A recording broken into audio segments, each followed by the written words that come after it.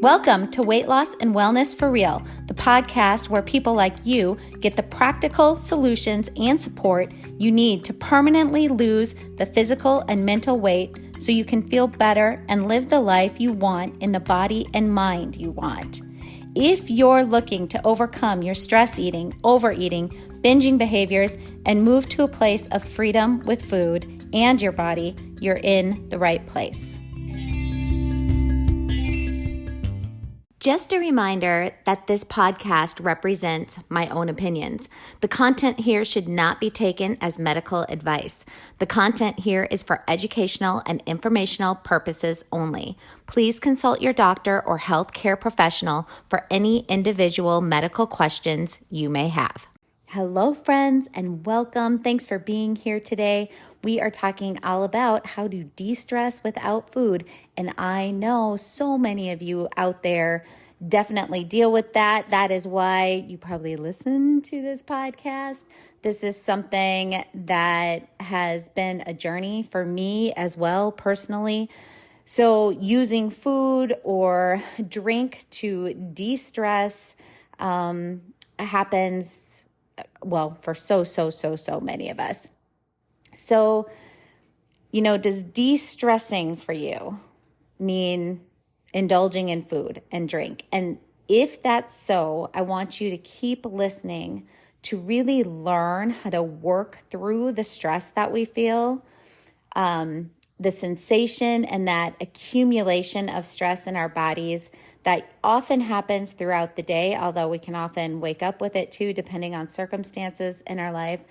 But I want you to keep listening to learn this process of how to really deal with this stress throughout the day without going to food or drink to help us cope with it. And so first off, we need to look for some clarity around the word stress or stressed, right? So when we say I'm stressed, it can mean some very different feelings that are going on. And we first want to get really nuanced and clear on what exactly are the feelings we are feeling when we say I'm stressed, right? All of us are dealing with different things going on throughout the day. And each of us, when we say I'm stressed, really often have different underlying feelings of what causes us stress. And we really want to name the feelings because remember, we know that when we name our feeling, when we give it a label and when we clarify it,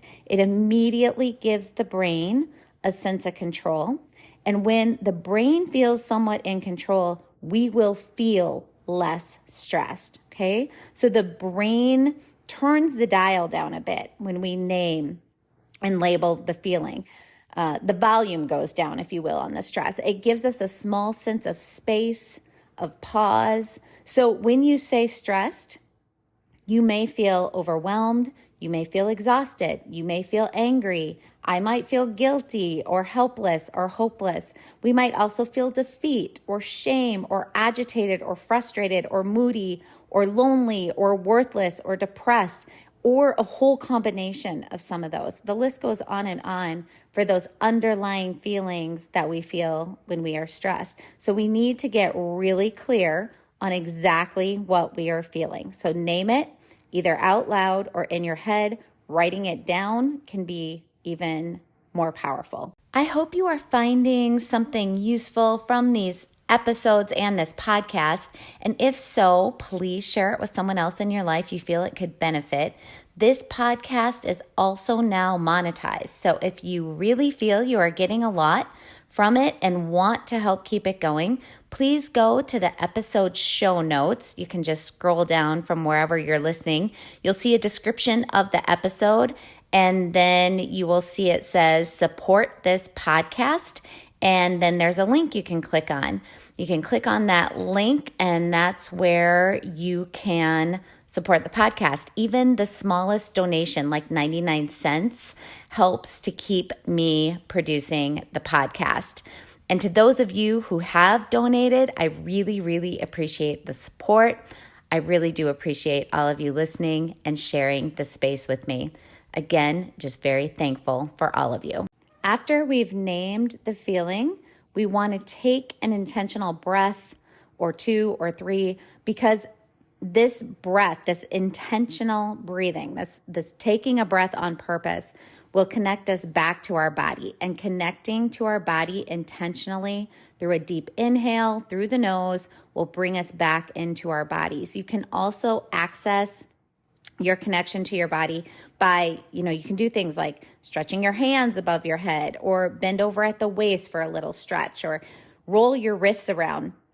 All these things bring us back into the body. And I think it's important to understand why connecting to our bodies when we are feeling stress is so important. Why would you do this in order to eat less, right? Why would we focus on trying to connect to our bodies just to eat less when we're stressed? So when we feel that, or when we talk about that general term of stress, remembering that stress is actually many different emotions that we can label and name more succinctly. Whether you are aware of it or not, our bodies are responding to that stress, that emotion.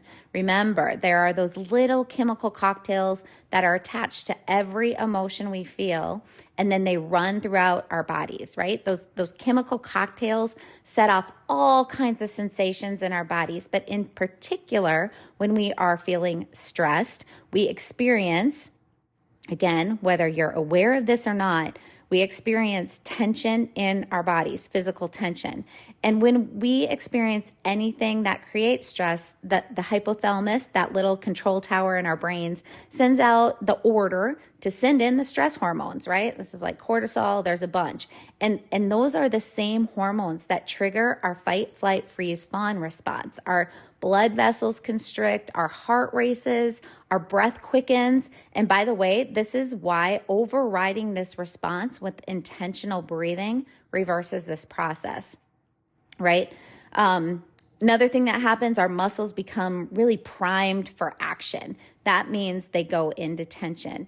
And this is a really important response in our bodies, right? It's meant to protect us from actual life, death or danger. The body, we need this response to respond to actual life and death danger. But when the stress is simply from the compounding experiences in one's daily life, and this stress response keeps firing day after day, all day long, it really puts our health at risk. But even beyond that, it sets us up to use food and drink as a way to cope, to switch us out of fight or flight, that fight or flight state.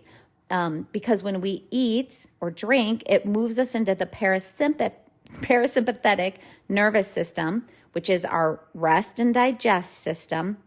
So when we eat, in order to digest the food, our bodies have to switch out of fight or flight momentarily to move into rest and digest. So you can see why using food to de-stress is such an easy habit to get into, because it really does work in the moment. It calms us in the moment. It soothes us in the moment. It releases the tension in the body that we've been enduring in the moment. But obviously, you know the problem that arises.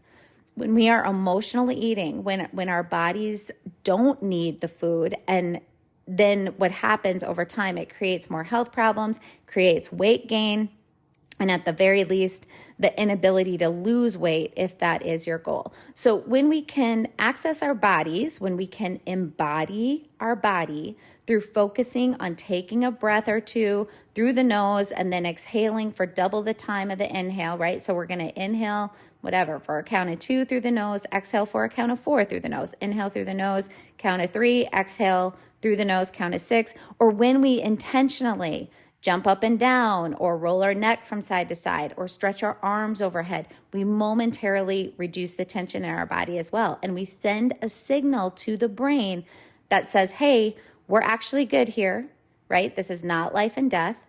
No need to send in more stress hormones. So embodying our body in these moments momentarily switches us out of fight, flight, freeze, fawn, switches us into the parasympathetic system and gives the brain a new message. Hey, we do not need any more stress hormones here.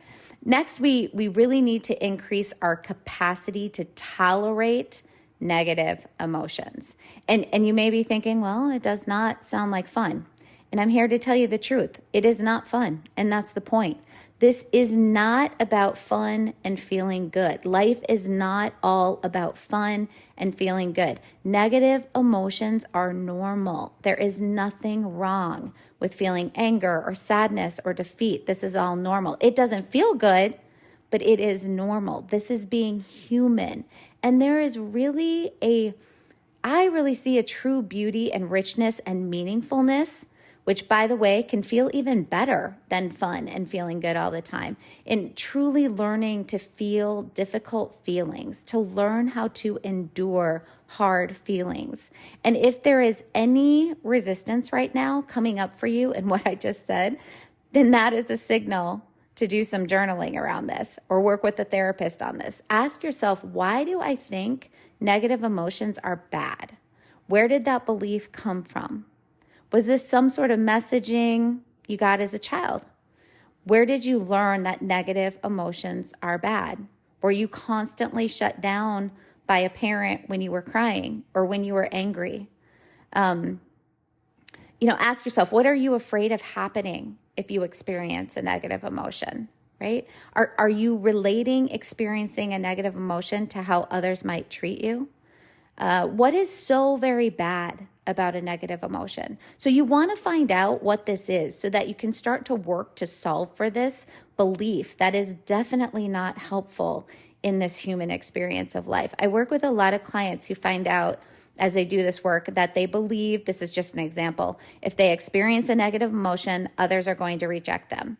And so this makes sense that they would avoid negative emotions at all costs, right? So when I have a negative emotion, I'm going to eat. I need to avoid that emotion at all costs because as humans, we need to be accepted by our tribe. We cannot survive if we are rejected in any way. So then we need to spend time working on this negative belief that I'm going to be rejected if I have a bad emotion. So working on thinking in thinking in more helpful ways about rejection. Rejection does not mean death like it used to a long time ago when rejection by the tribe meant, we were not going to have protection of the tribe anymore. We were physically going to die. We were kicked out. Nowadays, rejection by anyone just means we experience a difficult feeling. We will not die these days from rejection, but the brain doesn't quite get that yet until we work with it to undo that hardwiring and create new pathways of thinking that are more helpful for us. So if this happens to be your belief, that negative emotions means rejection from others, or whatever reason you figure out is the reason you don't want to feel a negative emotion, that you resist negative emotions, then you want to work on creating new beliefs around these negative emotions, working to change that belief to one that serves you, to one where it's like negative emotions, they are just normal. They're always going to happen and I can tolerate them. I can sit with them. Nothing bad's going to happen. So when we learn the skill, and it is a skill that can be practiced and learned by anyone, when we learn the skill and practice the skill of really feeling difficult feelings, really being able to be with ourselves when we experience difficult feelings, we can then experience and tolerate negative emotions in such a beautiful way without going to food or alcohol or shopping or whatever your thing might be to get you out of stress and difficult feelings. So then think about what this actually gifts you in life, what this gives you when we can feel negative feelings that are at the core of our stress response, when we can feel the hard emotions without distracting, without trying to soothe them with temporary means like food, and we learn how to process these hard emotions through our body. And that's kind of I know some people maybe don't get very comfortable with it, but truly, emotions are energy, and we do end up, the ways to soothe ourselves is learning how to process those emotions, moving them out through our body, which you can do through journaling, with words, with verbalizing things. There's lots of different ways you can do that, with movement, like we talked about. You will find when you learn this skill that you no longer have that urge or impulse or need to overeat. When you are stressed instead of immediately going to the fridge or pantry or drive-through or grocery store to get that fix, you will find that you're in that practiced habit of naming your emotion, giving it a label, using techniques that work for you, because it's different for everyone, to access your body in that moment, and then allowing the negative emotion simply to be there, to really just sit in it, to really feel it, to name where you sense that emotion in your body. And when you do these things, that emotion lessens in intensity. And then we learn that skill of tolerating our negative emotions. And when this tolerance grows, the negative emotion lessens in intensity and frequency. It's kind of paradoxical, but that is how it works. You can move on then with behaviors you actually want to be engaging in, like not overeating, and instead losing that extra weight you want off your body and improving your health overall. So, if you're experiencing stress and you're not necessarily going to process it exactly in the moment, because sometimes we can't do this. Like we're stressed at work or we're with our kids or whatever. So I can't take that time to kind of run through that framework. But if you have worked on increasing your tolerance for stress or negative emotions, you really in that moment want to just keep breathing. Very important. You want to stay with yourself, to be with yourself. Don't try to run away or abandon yourself because it's experiencing a negative emotion. If anything, move more into yourself, move closer to yourself. Remember how we are always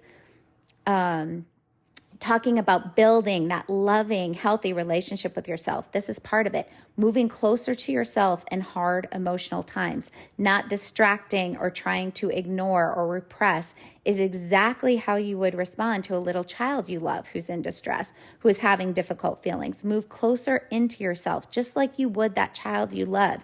Be interested and curious about what is happening. What is the emotion? Name it if you can. What does it actually feel like in my body? Name the sensations in your body.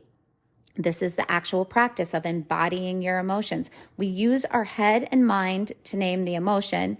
We use naming the sensations in our body that go along with the emotion as a way to embody and be with ourselves in this moment, just like you would a child you love. Get curious, become a student of yourself, learn and get curious about understanding yourself better. Cry if you need to and if it's appropriate. Take space if you can. Pause. Next, I want you to think about, what are you telling yourself as you're experiencing negative emotions? Often, I'm saying things to myself like, this is what it's like to be an adult, or this is what it's like to be a normal human. So just get really neutral about my negative emotions that are not so fun to feel. I just get very factual. This is what it's like to have a normal human experience. So we work on allowing and acceptance here. I am feeling this difficult emotion. I am feeling stress and whatever emotions are behind that stress. And that's okay, because it's normal to experience these emotions. Nothing is going wrong here. This is the normal human experience. Nothing is wrong with me if I'm experiencing these emotions. So offer some of these thoughts to yourself. It helps calm the whole system down. Consider approaching yourself with love and with compassion. And this is a bit of that reparenting part. So something like, I'm so sorry this is happening and we can get through this. As you're saying that to yourself. I'm sorry this is happening and we can get through this. We can be with this. We can stay with this. This is validating ourselves. This is showing ourselves that there is someone who cares, who shows compassion. We're showing that to ourselves. Ourself can give ourself those things. So ultimately, this builds that healthy relationship with ourselves that I'm always talking about. And by the way, if you take anything away from this episode, please take this with you. When we love something or someone, we take the best care of that thing, that person, our pet. When we practice showing compassion and kindness to ourselves in these moments, we build a healing and healthy relationship with our own self. And when we have programmed ourselves over time to respect ourselves, to love ourselves, to be kind to ourselves, we then automatically care better for ourselves. just like you do for others you love, that pet you adore. Because think about it, that child you love, that pet you love, the best friend you couldn't live without, how do you behave with them? You take care of them to the absolute best of your ability because you love them. And if we're just going to food here, you give your beloved pet the best dog food you can afford. You feed your child in the healthiest manner possible because you love them. You are caring for them. You want the best for them. And think about this. You do set guidelines around food and feeding because you love them.